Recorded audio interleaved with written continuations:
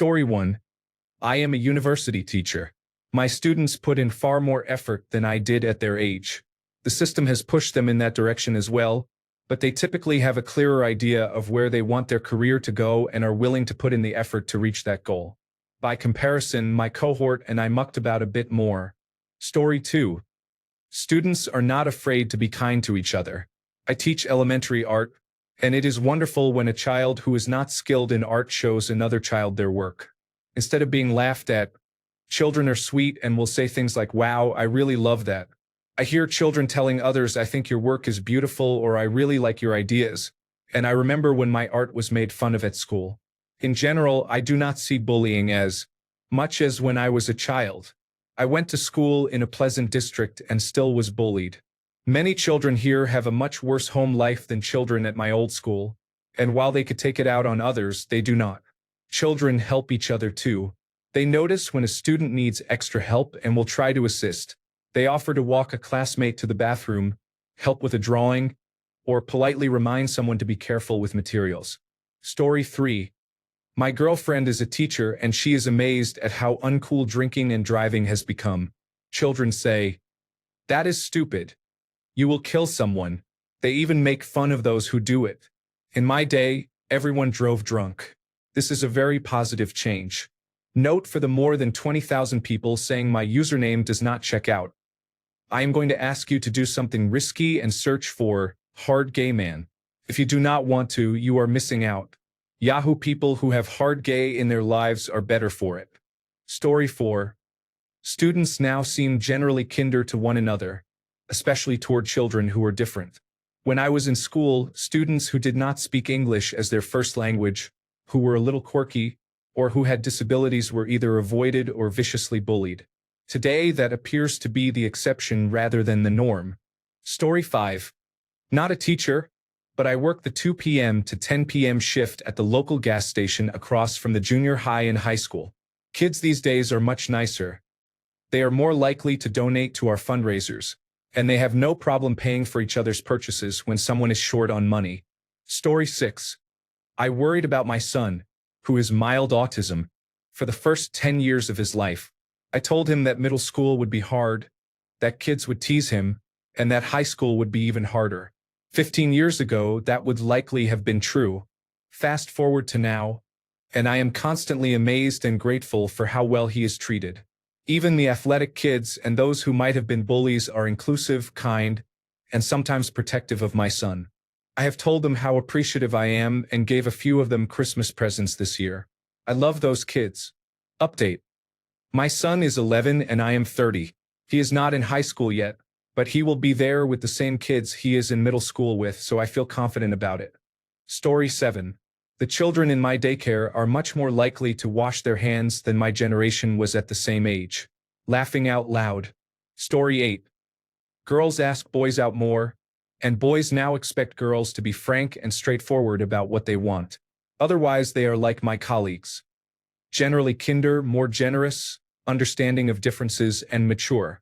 On the other hand, I find them generally sadder, perhaps more cynical, and often resignedly pessimistic about the future, with a "we are so doomed" vibe at times. I should mention that I teach in France. That is significant. Story 9. I am not a teacher, but my girlfriend's mother is, and that sparked a conversation. With the rise of meme culture, kids are becoming competitive with comedy at an early age. When I was a child, I had undiagnosed mental health issues and was bullied a lot. The only thing that kept me going was developing my sense of humor. Young people have a pecking order and cliques, but some things can transcend those boundaries, and humor is one of them. Coincidentally, I was into internet humor, meme culture, and personal computer games long before my peers. Want to hear something crazy? I was bullied mercilessly for that. If you ran a meme page and had a nice gaming personal computer at 10 today, you would be a god. It has helped a lot of kids who do not fit in find something in common with their peers. All you have to do is say Fortnite or whatever meme is popular that week, and suddenly you have a friend. Once, when Pokemon came out, I made friends that way. You might think that kind of stuff is cringe, annoying, or stupid, but if it can stop someone from wanting to harm themselves at 12, as it did for me, I will allow it. I do not need to have it near me, But that is a different matter. Story 10. They are independent and self-reflective. When I first started teaching, I thought I had simply lucked out getting students who were consistently bright, engaged, and curious, but having now taught at 3 different universities on 2 continents, it appears to be a general trend. They are also kind and empathetic, and both my male and female students are usually emotionally mature. Story 11. With high schoolers, I really noticed how much better their style is. It's surprising, but compared to how lazily I dressed in high school, that is impressive. Story 12. I asked my wife, a primary school teacher, and she says empathy and adaptability are the 2 traits she has seen improve dramatically over her last 15 years. Children seem better at putting themselves in another person's position and understanding their situation, and they are much more flexible with changes, whether in the classroom or in the outside world. Story 13. A spouse of a high school teacher said that children were born into the internet and social media and did not have to learn it. As a result, they are more self-reliant in research. Most importantly, contrary to common complaints, children today are extremely hardworking and less judgmental toward nerds. Story 14. As a student in high school, the main thing for our generation, at least in decent schools, is that failure is not acceptable. If you flatter the teacher and obsessively study, you may be teased a little, but students receiving failing grades are teased much more. Many of the so-called popular students are actually very smart and earn top marks. There is a general awareness that we all need to do well and considerable aspiration for the future. Story 15. Kids are openly kind and loving toward their parents.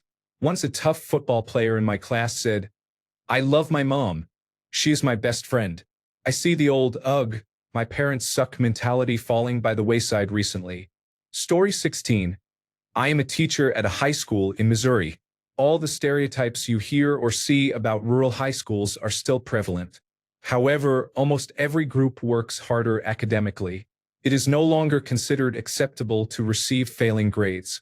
Even students who will likely remain on the farm or not attend college care about earning passing grades. There are over 600 students in our high school. Story 17. They really understand each other. Although they tease and insult one another and sometimes even come to blows, they can usually set their issues aside. Sometimes they do so to a fault, but overall they are very understanding. Story 18. I am not a teacher, but a former after-school care counselor. Even though it may have been the school's rules or conditioning, the children were generally very good at apologizing, owning up to their actions, and accepting others' apologies after the situation had calmed down. They knew to kindly and carefully approach whoever they had hurt, make eye contact, and phrase their apologies so. They clearly communicated their reasons. Those receiving apologies always replied, "I accept your apology," rather than, "It's okay." Children in my day could not learn those kinds of communication skills until at least middle school or high school. The only time I would get a sarcastic sorry, with an eye roll and running away, was from a kindergartner or from an older child facing other difficulties. Story 19. I taught art for a while. Many people say things like, "Oh, these children and their all-consuming technology." But many kids are excited about learning to make things with their devices. A big part of the sculpture class I taught was making a statement using a 3-dimensional printed sculpture. Even something like Minecraft, which is often joked about, is a huge sandbox for building. I remember being a young teen, our builds became very complex. Kids are learning to create in a very different way. It can be irritating when they latch onto something and overuse it, but they love learning and creating in increasingly relevant ways. Story 20. This thread is inspiring. It has given me a lot of hope for the future. Story 21. As a young person today, I've never seen bullying where I live. People can be rude sometimes, but they are not bullies. Story 22. I wonder how the subculture kids are doing. Are there still goths and punks? I miss my clique of goth teenagers from high school. Those were the best days. Story 23. Secondary school. There is far less cigarette smoking than 20 years ago. Many students use vapes such as Juul. I prefer that to smoking cigarettes. Video games are much more accepted and are played across social groups rather than being a niche hobby in arcades after school. Students are more literate than when I was in school. Even if English is a second language, the ubiquity of the internet has improved basic literacy, although mistakes based on homophones are still common, such as there versus there and should have or could have, and so on. Story 24. The 8-year-olds I teach are very concerned about plastic. We watched the Blue Planet 2 episode with them, and since then they have been mindful and want to protect the oceans. Story 25. I was getting pretty witty. Today we were talking about India and sacred cows. A kid asked, "Does that mean his mum is sacred to Indians?" Story 26. Young people in the United States have a renewed interest in flossing. Dentists rejoice. Story 27. The majority of my students are in the 18 to 22 age range. I am 37, for reference. Students are far kinder than they ever were when I was a student. They go out of their way to help each other, and they are much less judgmental than my cohort was. For the most part, they are polite and respectful. No many professors deal with problems from mobile phones, but I find that if I tell students to use their phones respectfully and only for class purposes, they do. The only real problem I seem to have with this cohort is constant wearing of headphones, but I think that is a battle I am just going to lose. Thank you for responding about how headphones help you in class. For what it is worth, I allow students who need them to use them, provided they are registered with disability services. I also allow them in laboratory classes. It becomes really frustrating in lectures when I have to repeat instructions, because students could not hear over their headphones, or when someone is too busy rocking out to listen to the lecture. I am going to have to think of some strategies to help students who need headphones while still making sure they are not being disruptive or missing important information. I apologize for my spelling error and will leave the small mistake up as a badge of shame. Story 28. I'm a little late to the party on this one, but I am a high school teacher. I teach both honors and inclusion classes, so I work with a wide variety of students. Today, one of my students was very harsh to an autistic student who tried to politely sit next to her and charge his laptop. She said, "You are not sitting next to me," and put her leg on the chair so he could not sit down. Before I could respond, 5 of the tough girls in the class jumped to the autistic student's defense, calling the girl rude and confronting her firmly. They were composed and supportive, and they probably made his day. Teaching can be rough sometimes, but they made me very proud today. I think many of our modern students are compassionate and incredibly intelligent. Do not let their use of smartphones fool you. Story 29. I teach at the college level. From what I can tell, many students are more open to having a variety of friends. Where I teach has a strong hookup and party culture, but students still form genuine cross-gender friendships, which I think is beneficial for them. Clarification. This depends on who is available in terms of diversity. For example, I attended a very racially diverse undergraduate institution and had all kinds of friends. My students attend a very white college and therefore do not have racial diversity in their friendships. I think much of that is structural. I know this may sound harsh, but men in fraternities are often an exception among my students. They usually only socialize with their fraternity brothers and, depending on the fraternity, can be hostile toward women. Story 30. The high school students I work with today seem significantly more emotionally intelligent than those of my generation, especially the young men. They are more aware of their feelings and better at separating feeling from fact. For example, they are more likely to say, "I am feeling X, Y, Z, a negative emotion right now," rather than, "Ugh, this teacher just hates me. What an awful person." They are also better at recognizing and accommodating emotions in others, and there is greater awareness of and sympathy for mental health issues. Here is an illustration. The other day, some students I coach were conversing and one young man asked how often they had a good cry. They all answered. He said, "I think I am overdue for a good cry," and his peers began suggesting movies that would make him cry. It was an utterly shocking scene for me. Great, but unexpected. Students can be stunningly introspective and empathetic when asked to discuss interpersonal issues. There is a real effort to take other perspectives that goes beyond what I encountered at that age. Many of the students I work with care a lot about current events. It is actually considered cool to know and care about what is going on, and uncool not to. I think many would agree with the statement being smart is cool and learning new things is fun. That idea may seem simplistic, but it is not true for everyone. I think it is related to pressure to get into college. This pressure to become more well-rounded is a double-edged sword. Students gain social capital from exposure to different ideas and interests, but it can also become a difficult race to model oneself on an ideal. I should note that as a coach rather than a teacher, my sample is more homogeneous. I regularly interact with urban public school students, mostly low-income students of color, largely white, wealthy suburban public school students, and first-year college students. These observations apply across that spectrum. Story 31. I am not a teacher, but I have spent tens of hours shadowing teachers at every level over the past 2 semesters for a teaching course. I noticed a lack of bullying in high school, middle school, and elementary school.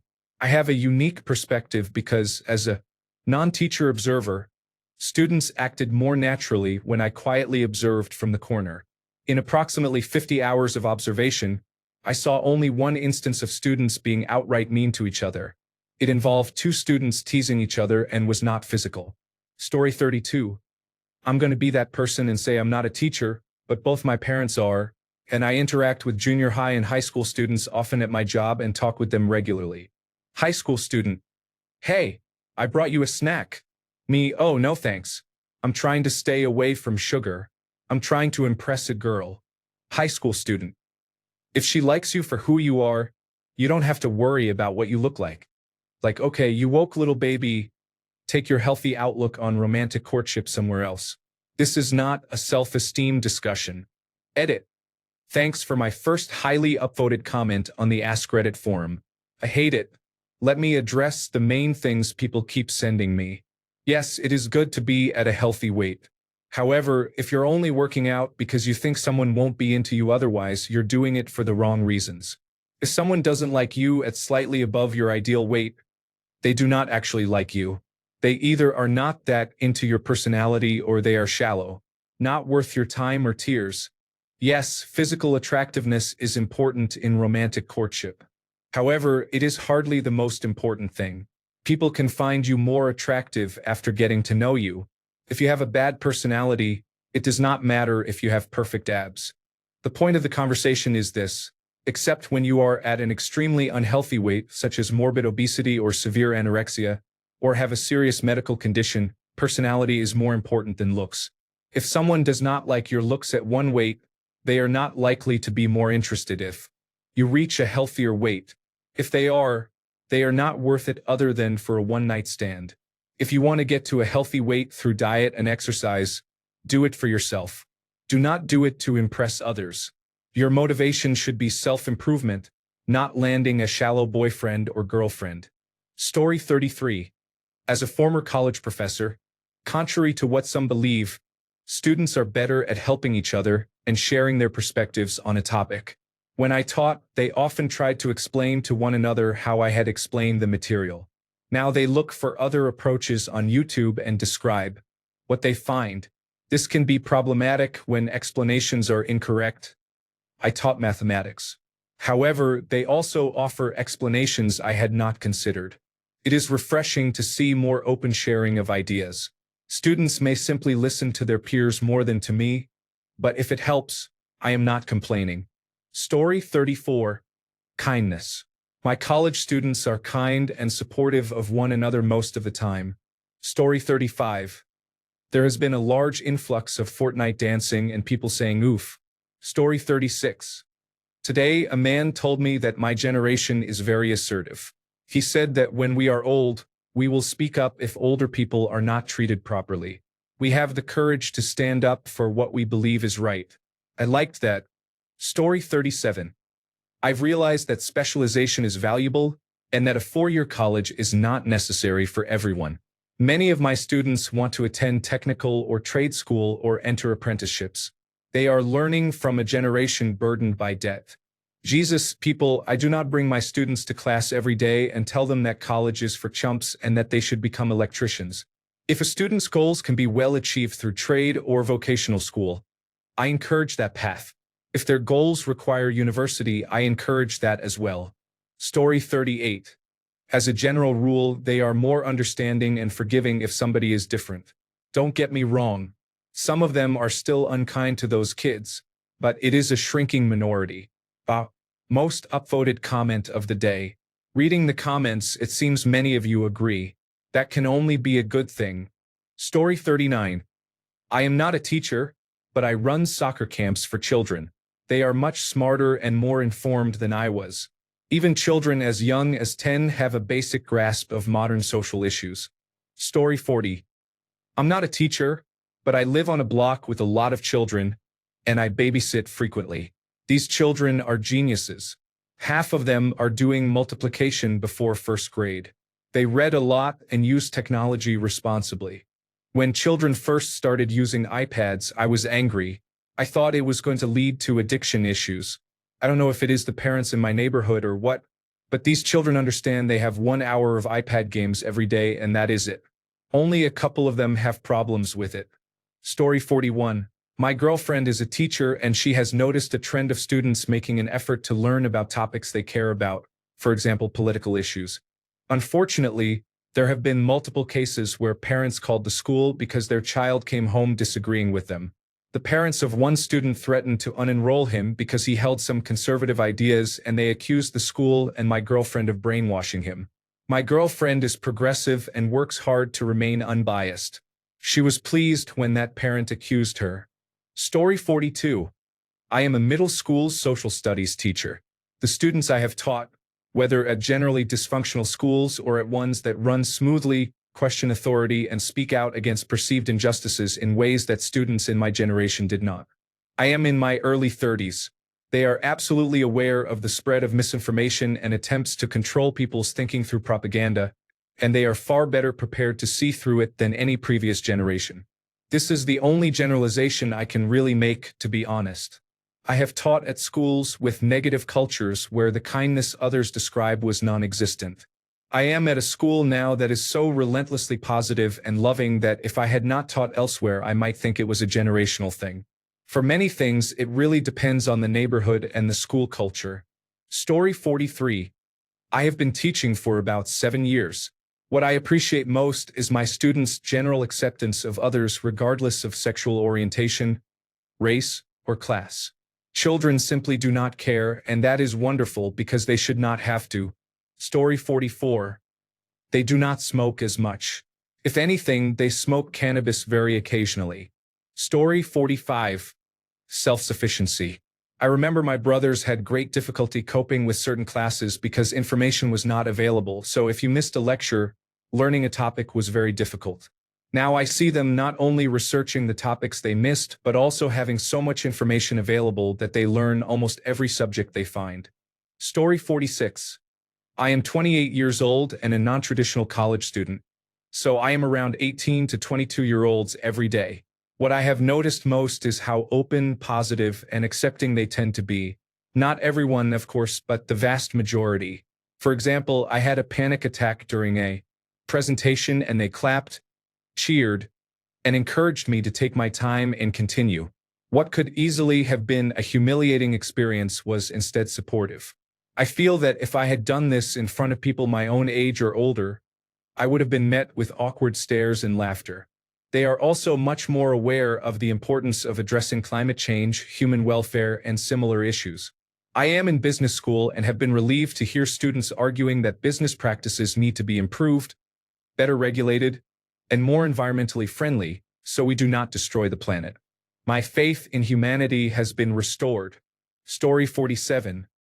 There is a general acceptance of other cultures. My city has the highest immigration percentage per capita right now because our previous mayor declared us a sanctuary city. I do not feel strongly one way or the other on the topic, but I wish there were. A solid enrollment plan for families. Printing permission slips in 27 different languages is not meeting families' needs when it comes to understanding what is expected of them as parents and what is going on in their child's life. That is a whole other topic. The students do not seem to notice the influx of culturally different children at all. More than half of my female students wear a hijab for various religious reasons and no one bats an eye. A fifth of the class is fasting for Ramadan. Little Fadila speaks Swahili. I ask what it sounds like and show her where the lunchroom is. We frequently talk about family food traditions, and it is a joy to hear each child's favorite food. When I was in school, we had one student from a foreign exchange program, and he was a celebrity. Now we do not teach English as a second language anymore. We teach English as a new language. Most students who speak a language other than English speak at least 3 or 4 languages, and several speak 6 or 7. It is incredible. I see this as a massive step in the right direction. Instead of isolated cultural pockets, I see heterogeneous groups of kids being kids, sharing lunches and trading Pokemon cards. Story 48. I am not a teacher, but I did a minor in education and wrote an undergraduate thesis on the effects of using graphic novels and comics in a high school English language arts class. Students are much more critical and willing to question in order to understand. I remember being taught how to ask critical questions and how to analyze, but the students I taught were curious and asked the right questions. I did not expect so much interest in my undergraduate thesis. It means a great deal that educators and others want to learn more about using comics in education. It warms my heart and made the hours I spent working on my paper worthwhile. Story 49. I'm a 16-year-old high school student. I thought high school would be very clique-heavy, but I was wrong. Recently, some Magic-playing, anime-watching fans were talking when the popular boy everyone had a crush on joined and started talking about the show. An insecure anime fan, joined in, and suddenly everyone was discussing it. What a day to be alive. High school exceeded my expectations. Story 50. I'm late to the game, but I've been a high school teacher for 14 years, and I've witnessed a number of changes that give me so much hope for the future. I truly believe the students will lead the way. We just have to give them our support. I've been telling adults that teenagers are much more empathetic than we give them credit for. I have a severe facial pain disorder and have had numerous procedures and brain surgery, and my students take better care of me than my coworkers. They take care of each other, too. While they are not afraid to fail, failure is not treated as a badge of honor. It has become cool to be a smart student. I did not see that when I first started 14 years ago. My college-level students challenge each other to be better, think deeper, and ask more important questions. They are kind. They look after students who are odd or quirky. They appreciate diversity and differences of opinion. They call out dishonesty. Sure, there are students who try to make others' lives miserable, but the majority outweighs the bitter few every time. I love my job, and these students make my life whole. I hope you vote for candidates who support public education. We need all the help we can get. Story 51. As a teacher who works with young adults, I have noticed that they are more considerate, deeper thinkers, and pragmatic in a positive way. They know what they want to do with their lives and take action to reach their goals. They are attractive, well-groomed, and dress with good taste. Story 52. I am not a teacher, but I have noticed a large increase in self-education. Children become excited and independently study subjects they are interested in. Admittedly, studying Fortnite gameplay may not be the most useful pursuit, but the ability and willingness to learn on their own will serve them well as they grow older. Story 53. Being able to say they are non-religious is no big deal. Story 54. This may get buried, but I want to share anyway. My son is 6 and on the autism spectrum. He is somewhat verbal but still socially delayed and does not easily interact with peers. He is not aggressive and is perfectly content to play on his own. He started kindergarten this year. While he is receiving special education, they try to have him in the classroom with neurotypical children for part of every day, what they call integrative special education. It blows my mind how these children interact with him. When I drop him off, the other children say hi and ask how he is, even when they know he probably will not respond. They invite him to play in the classroom and on the playground. They are genuinely kind. When I was a child, special education students were segregated from mainstream students, and we were not taught about their differences or how to interact with them. This really makes me happy and gives me hope, not just for my son but for the next generation as a whole. Also, teachers, you are amazing. Story 55. I am not a teacher, but a Boy Scouts of America summer camp counselor. Most kids, with the exception of Abominable Aiden and a couple of others, are respectful and participate in the activities laid out for them, unlike when I was a kid, when many refused to take part in some activities. Story 56. I am a high school teacher. My students demonstrate open communication and collaboration skills. Nearly all have a phone and can schedule time to work together. My computer science students run a Discord server to collaborate as a development team. They rely on each other for support with difficult questions. The stronger students do not plagiarize. Generally, the students I see are skilled at collaboration and group work, which are essential in nearly every profession. Of course, you see the usual negatives in any social group and persistent stereotypes. Some want to sleep, mess around on their phones, avoid the work, and then question why they have a 41% grade in my class. When you explain, they say it comes as a big surprise and then mutter insults under their breath. This happened to me today. These students are a minority. We teachers have a bad habit of focusing on them rather than on the many good students. Thank you for this post. It is nice to see a change of pace. Story 57. Last year on Martin Luther King Jr. Day, I was substituting at an elementary school in a very wealthy area and was surprised to find a very racially mixed kindergarten class waiting for me. Their teacher left a worksheet about Martin Luther King Jr. and asked me to talk about him, so I found his I Have a Dream speech on YouTube for the kids to listen to while they did the worksheet. When the speech reached the part about dreaming that little white children and little black children would join hands and play together, one little boy of Indian descent shot his hand up and asked why Dr. King dreamed about that.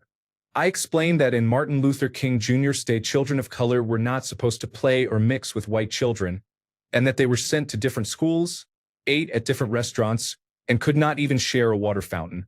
The appalled little faces turned toward me and shook me, and when one little white girl said that they are all together now and so he has his dream, I teared up.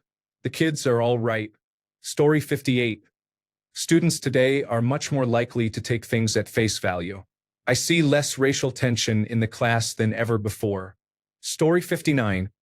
I have coached youth basketball for more than 12 years. The main youth league I coach allows any child to play. One inspiring thing is seeing children be kinder and more supportive toward teammates with intellectual disabilities. Even small acts like making sure a player gets the ball once in a while and cheering for them mean a lot.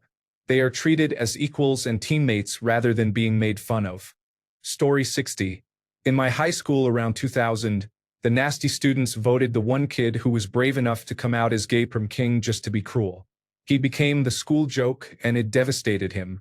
Fast forward to about 2012. I was chaperoning the prom at the high school where my sister worked in the same city. They elected an openly transgender student as prom king or queen, and everyone loved and supported them. It was basically the same situation, but one election was meant to humiliate and the other was an act of support. It blew my mind that so much had changed in 12 years. Story 61. When I am around high school students, I notice how much better their style is. Compared with how lazily I dressed in high school, it is impressive. Story 62. The kids I teach, ages 13 to 15, are much better at looking past race than most of the adults I know. It is lovely to see, especially in my country, South Africa, where race is one of the biggest issues.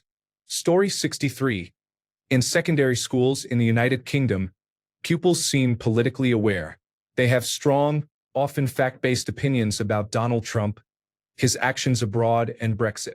They also appear particularly resilient to fake news, which is encouraging.